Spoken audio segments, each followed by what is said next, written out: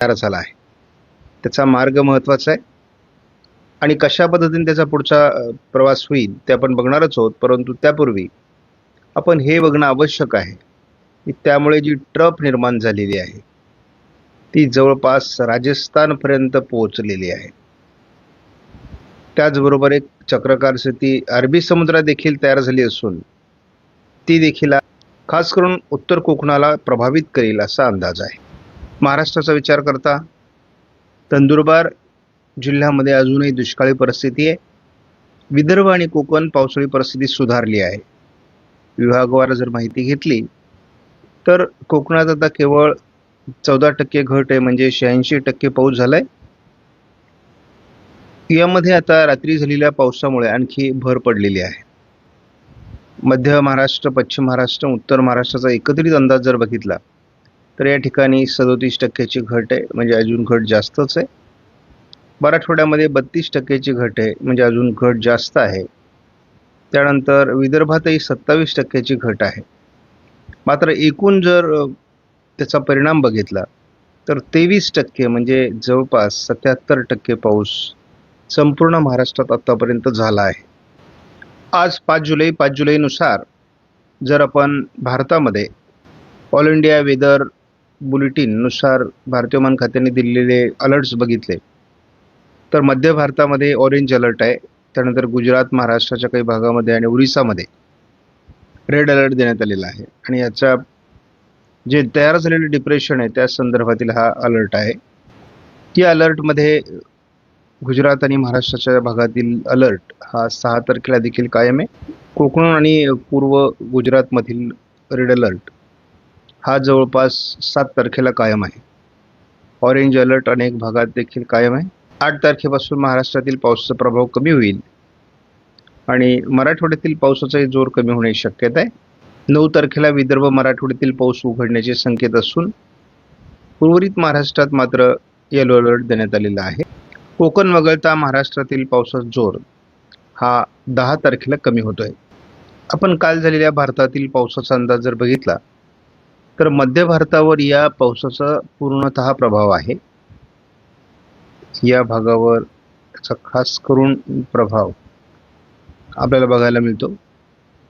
याच्या बाहेरील कुठल्याही भागामध्ये जरी पाऊस असला तरी त्याचं प्रमाण कमी आहे. कुलाबा वेधशाळेचे आपण पुढील 4 दिवसाचे जर अलर्ट्स बघितले तर त्यामध्ये आपल्याला पालघर, ठाणे, पुण्याचा घाट परिसर, साताऱ्याचा घाट परिसर या ठिकाणी रेड अलर्ट देण्यात आलेला आहे. त्याचबरोबर आपण असंही बघतो की इतर ठिकाणी म्हणजे रायगड, रत्नागिरी आणि कोल्हापूरचा घाट परिसर या ठिकाणी ऑरेंज अलर्ट देण्यात आला आहे. नाशिक पश्चिममध्ये देखील ऑरेंज अलर्ट देण्यात आलेला आहे. विदर्भात ऑरेंज अलर्ट आहे. एकूणच परिस्थिती पावसाचा अनुकूल तयार झालेली आहे. 6 तारखेला देखील पालघर, पुणे घाट परिसर आणि रायगड जिल्ह्यामध्ये पावसाचा रेड अलर्ट कायम आहे. ठाणे आणि मुंबईतील रेड अलर्ट कमी करण्यात आलाय. विदर्भ आणि उत्तर महाराष्ट्रातही अलर्ट कायम आहे. साधारण 7 तारखेपासून पावसाचं प्रमाण कमी होईल. रायगड आणि पुणे घाट माथ्यावर ऑरेंज अलर्ट आहे, बाकी ठिकाणी येलो अलर्ट आहे. मात्र बराच भाग आपण या ठिकाणी बघतो पाऊस उघडणार आहे. जवळपास या सर्व भागामध्ये पाऊस उघडण्याचे संदेश असून विदर्भामध्ये मात्र मेघगर्जनेसह पावसाचा अंदाज आहे. विदर्भ आणि कोकण घाटमाथा या ठिकाणी 8 तारखेला अलर्ट आहे. मात्र महाराष्ट्रातील बराच पाऊस कमी होण्याची शक्यता आहे. आपण मुंबईतील पावसाची परिस्थिती बघतो. अतिशय हेवी रेन या ठिकाणी झालेला आहे आणि जवळपास 200 मिलीमीटरपेक्षा जास्त पाऊस महाराष्ट्रात नोंदला जातोय. प्रत्येक ठिकाणी मोठ्या प्रमाणात पाणी भरलेलं आहे आणि 200 ते 300 मिलीमीटर काही ठिकाणी पाऊस झाल्याची नोंद देखील आहे. बंगालच्या उपसागरात तयार झालेल्या तीव्र कमी दाबाचा प्रभाव आपण महाराष्ट्राच्या उत्तरेकडून एका ट्रफमुळे आणि जवळपास मध्य भारताहून गेलेल्या राजस्थानपर्यंतच्या ट्रफमुळे याच्यात प्रभाव निर्माण झाला आहे. त्याच वेळेस कोकणला असलेल्या ट्रफमुळे उत्तर महाराष्ट्र आणि उत्तर कोकण या विभागात अतिवृष्टीची शक्यता कायम आहे. वसई विरारचा जर अपडेट बघितली तर बहुतांश भागामध्ये 200 मिलीमीटरपेक्षा जास्त पाऊस झालेला आहे. आपण रेकॉर्ड बघतो वेगवेगळ्या मुंबईच्या भागामध्ये 200 ते 250 मिलीमीटर पाऊस आपल्याला गेल्या 12 तासामध्ये झालेला बघायला मिळतोय. तीन वादळी प्रणालीमुळे जे काही वातावरण तयार होणार आहे त्यामध्ये आपण मध्य प्रदेश, गुजरात, राजस्थान, महाराष्ट्र अशा पद्धतीने ही सिस्टम परिणाम करणार आहे. या ठिकाणी महत्त्वाची बाब म्हणजे एक ट्रफ अशा पद्धतीने या ठिकाणी सक्रिय होण्याची शक्यता आहे. पुढच्या आठवड्यात मात्र पावसाची थोडी कमी असण्याची शक्यता आहे. मात्र मुंबई आणि उत्तर महाराष्ट्रात पाऊस राहील असा अंदाज आहे. या ठिकाणी आपण JFS मॉडेलच्या न्यूमेरिक प्रिडिक्शन नुसार जर बघितलं तर आता तीव्र कमी दाब हा भूभागावर सरकू लागला आहे आणि त्यामुळे या भागात सध्या त्यांनी परिणाम होईल असं दाखवलं आणि यामध्ये मुख्यत्वे करून महाराष्ट्राचा बहुतांश भाग आहे. ही सिस्टम तशी ओरिसा, छत्तीसगड, मध्य प्रदेश अशी सरकणार आहे. मात्र वादळी वाऱ्यांचा प्रभाव हा महाराष्ट्राच्या उत्तरेकडून देखील राहणार आहे. त्यामुळे उत्तर कोकण, उत्तर महाराष्ट्र, उत्तर विदर्भ आणि मग मध्य प्रदेशचा बराच भाग या ठिकाणी गुजरातपर्यंत त्याचा परिणाम होण्याची शक्यता 6 तारखेला आहे. 7 तारखेला देखील याचा प्रभाव बऱ्याच अंशाने महाराष्ट्राच्या उत्तरेकडून राहण्याची शक्यता आहे.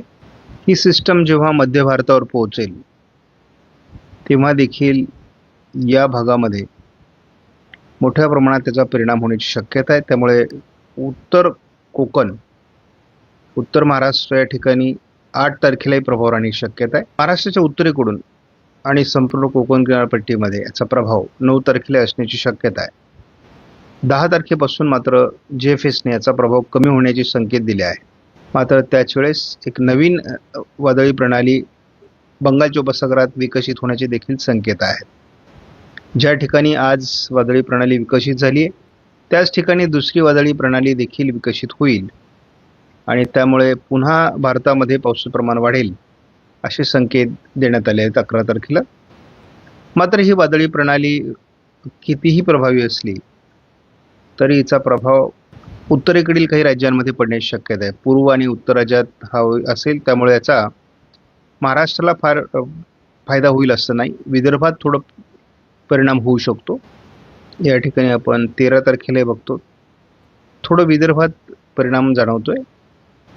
मात्र एकूणच 14 तारखेपर्यंत महाराष्ट्रात पावसाचं प्रमाण कमी होऊ शकतं, परंतु कोकण किनारपट्टीला हलक्या सरींची शक्यता नाकारता येत नाही. या मॉडेलनुसार आपण झटपट पुढील 10 दिवसाचा अंदाज बघणार आहोत. आजपासूनच महाराष्ट्रातील पावसाचं प्रमाण कमी होतोय, परंतु या भागात पावसाचा प्रभाव राहणार आहे. थोडा विदर्भाच्या काही भागात असू शकतो, परंतु महाराष्ट्रातील एकूण जे पावसाचं प्रमाण आहे ते कमी होण्याची शक्यता आहे. 6 तारखेला देखील उर्वरित महाराष्ट्रात पाऊस असेल, परंतु या भागात थोडं पावसाचं प्रमाण आहे आणि या भागात पावसाचं प्रमाण असण्याची शक्यता आहे. म्हणजे पावसाचं प्रमाण मराठवाडा, विदर्भ, पश्चिम महाराष्ट्र या ठिकाणी कमी होणार आहे. 7 तारखेपासून हे प्रभाव थोडा उत्तरेला सरकण्याची शक्यता आहे. मात्र महाराष्ट्रामध्ये विदर्भाच्या आणि मध्य महाराष्ट्र, उत्तर महाराष्ट्राचा परिणाम जाणवण्याची शक्यता आहे.